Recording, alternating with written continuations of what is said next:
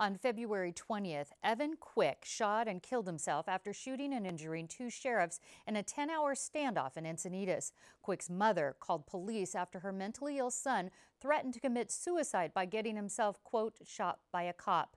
Tonight, his mother, Shelley Quick, joins us via Skype to talk about how she tried to help her son and why she supports implementing Laura's Law over San Diego's current mental health program.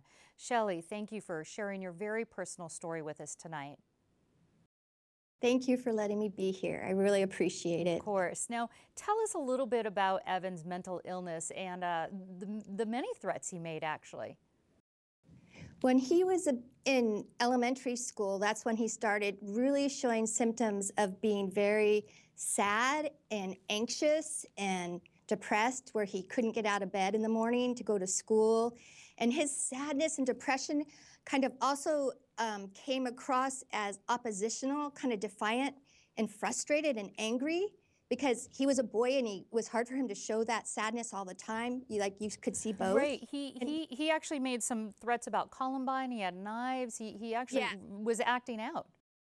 Yeah. Well, that was in junior high. He started saying stuff about wanting to kill himself, and he would say it a lot. Like sometimes he'd say it 15 times, 20 times in a day, and then we brought him to a psychiatrist to diagnose him with depression and anxiety, and we tried him on a lot of meds, and those meds were very difficult on him, so he started cutting himself from taking meds. He started having like responses like seizures, and as time went on, junior high, high school, they put him in a special ed program, and there was a lot of stress that was occurring because he had really bad insomnia and he wasn't going to school. Yeah, was he diagnosed with a specific mental illness?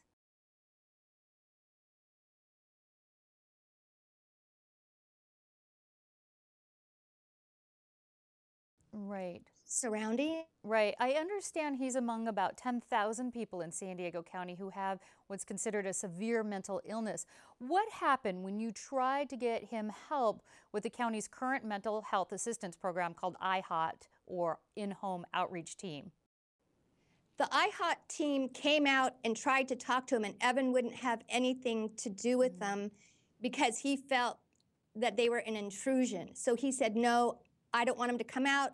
I'll hurt myself, I'll kill myself if you have them come out, you know. And at that point, Evan was very dangerous. I didn't even have my daughter living at home because he was so anxious all the time at everything, and there was a lot of, it felt evil, you know, and dark. Yeah, and violent tendencies, certainly. He was making those threats.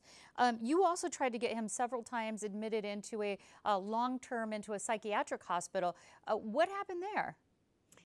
Okay, when we were at the psychiatric hospital, I tried to let them know Evan's entire history because they need to know his entire history.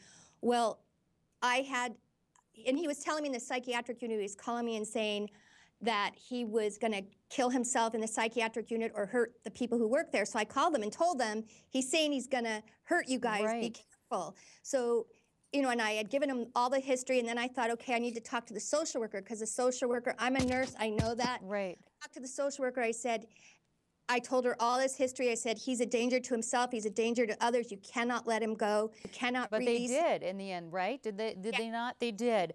He told me that that he wasn't talking to himself and he wasn't walking circles around himself, so that was the only way they could hold him longer. They didn't feel he was sick enough. Well, at the end of this month, the County Board of Supervisors will vote on extending the IHOT program, which is voluntary, or switching to Laura's Law, which mandates mental health treatment for those high at risk through a judge. What do you want to say to the board about this decision? Well, Laura's Law, if Laura's Law would have happened and been in place in a compassionate way, Laura's Law is meant to be a compassionate law. If it would have been in place, Evan would have gotten help almost 2 years before this incident happened. At that point, he wasn't even doing black tar heroin. He was just mentally ill, period. He did the heroin to treat his illness. Right. He could have gone in front of a judge who would have made him have an advocate or someone from IHOT. The judge could have said, you know, hey, buddy, you need someone to to help you out maneuver through this system. It's really hard. We want to help you become independent. We want to help you, find your health again and your well-being. It's a compassionate law. Okay. And that would have been there. He would have had another person involved, and I could have got conservatorship. They could have helped me with a lot of things. All right.